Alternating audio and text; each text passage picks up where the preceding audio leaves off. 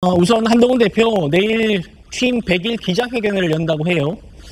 보수의 새로운 브랜드 강강약약을 제시할 거라고 합니다.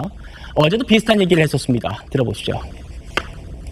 보수정당은 왜 그런지 모르겠지만 강약 약강의 이미지가 있죠. 기득권을 지키고 통장만을 말하고 이런 이미지가 있잖아요. 근데 저희는 그렇지 않습니다. 우리는 실제 보수는 책임감의 문제고 사회에 대한 책임, 공동체에 대한 책임이라고 생각합니다. 그러니까 우리의 어떤 실질은 강강약약일 거예요. 물론 약자가 무조건 옳지는 않습니다. 그렇지만 적어도 사회 전체를 디자인해서 이끌어가는 데는 그런 정신이 아직도 유효하다고 생각합니다.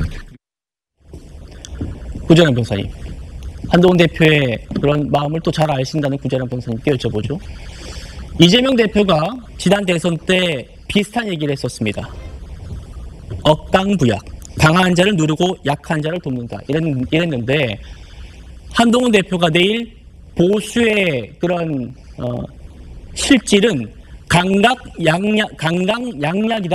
라는 걸 브랜드로 제시한다고 해요. 이재명 대표의 억강부약과 뭐가 다른 거예요?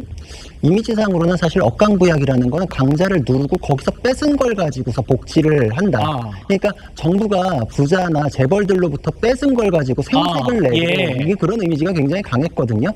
자기 돈 가지고 생색내는 거 아니지 않냐. 이제 이런 비판들이 굉장히 많았는데 보수의 가치는 법치주의이고 자유주의입니다. 그러니까 강자에게 강하다는 것은 법치주의를 통해서 자유로운 시장을 확보하게 해주고 거기서 경쟁을 하게 하되 그 강자에게 붙어서 뭔가 기득권의 이익을 챙기는 것이 아니다.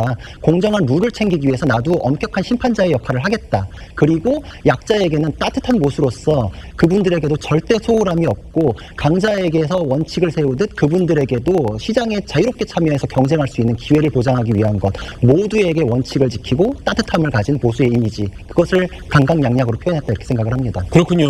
저 속속 이해했습니다.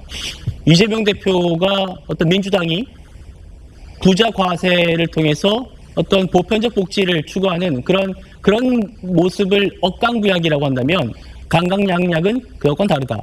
예, 내일 한번 더 한동훈 대표의 직접 설명도 들어보죠. 이 강강약약은요, 결국 쇄신 과정에서 필요하다면 가장 강하다고 할 수 있는 대통령실과의 차별화도 멈추지 않겠다라는 의지라는 분석도 있었습니다. 그런데 이 추경호 원내대표와의 충돌 이후에 일단 한동훈 대표 확전을 자제하는 모습이 뚜렷하게 보이긴 해요. 영상으로 만나보시죠.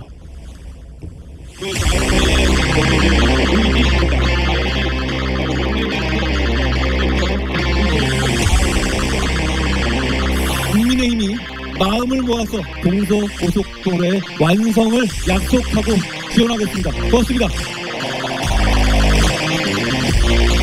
국민의힘 똘똘 뭉쳐서 우리 한동훈 당대표가 약속을 하셨고 당대표, 원내대표가 함께 힘을 모으면 그 꿈은 반드시 실현된다.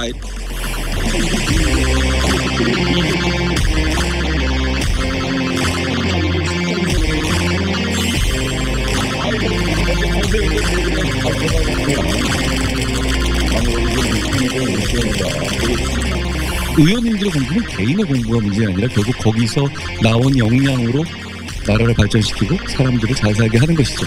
우리 국민의힘의 목표가 바로 그런 겁니다. 더 분발해 주시고 더 힘내 주십시오.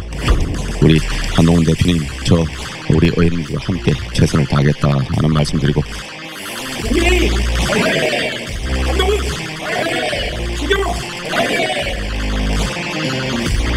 지난 주말에 청년 100명의 질문에 답하고 평가를 받는 일종의 영면접을 받잖아요. 그 결과가 공개됐답니다. 먼저 지난 주말 모습부터 만나보시죠. 정치는 우선순위를 정하는 예술입니다. 우선순위는 목소리 크고 조직화되고 정치에 참여하는 사람들에게 가게 돼 있습니다. 저는 그게 청년이어야 한다고 생각합니다. 청년 여러분, 정치하십시오. 정치를 하는 트랙이 여러 개가 있거든요. 저처럼 다른 영역에서 하다가 이렇게 오는 경우도 있죠. 우리 진 의원처럼. 그리고 우리 유희동 의원님처럼 정치를 처음부터 하면서 업으로 쌓아가는 영역이 있어요. 그런데 우리 당은 그동안에 이 두 번째 패스가 사실 제대로 작동하지 못했어요.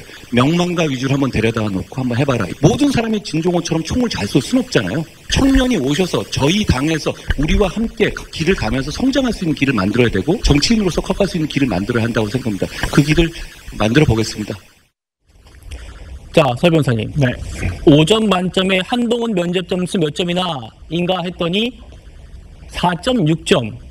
평균이 4.35점인데 그것보다 높게 나왔답니다. 어떻게 보세요?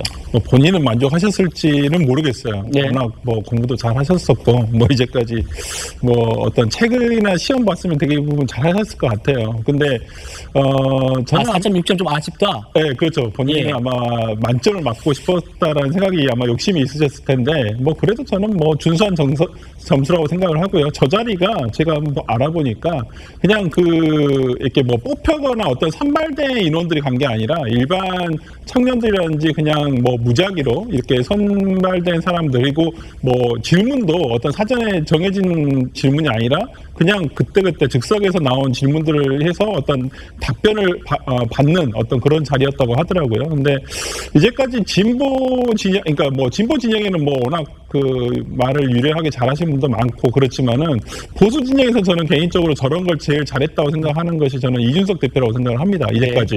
그런데 저는 한동훈 대표가 저 자리에서 굉장히 즉문즉답을 굉장히 잘했다고 제가 그 후일담을 들었거든요. 그리고 실제 참가한 사람들도 그 부분에 대해서는 상당히 좋은 평을 해놨더라고요. 그런 점에서라면 이제까지 우리가 어떤 준비된 어떤 정당의 지도자, 특히나 집권 여당의 지도자가 어떤 저런 모습을 보여주는 것은 흔하지는 않았단 말이죠. 그렇다고 한다면 저 자리가 어떤 청년들 위주의 어떤 자리였었고 그 자리에서 어떤 정해진 뭐 선발돼서 미리 정해져서 어떤 질문을 할 것이다. 나는 이런 답을 할 것이다. 정해진 것이 아니라 즉문즉답. 정말 진짜로 즉문즉답을 잘 했다라는 부분에서는 굉장히 TPO가 잘 맞는 저는 장소였다고 행사였다고 생각을 하고 그런 면에서라면 저는 한동훈 대표가 상당히 대답을 잘했다. 그리고 점수가 저는 만족스럽다고 생각합니다. 예.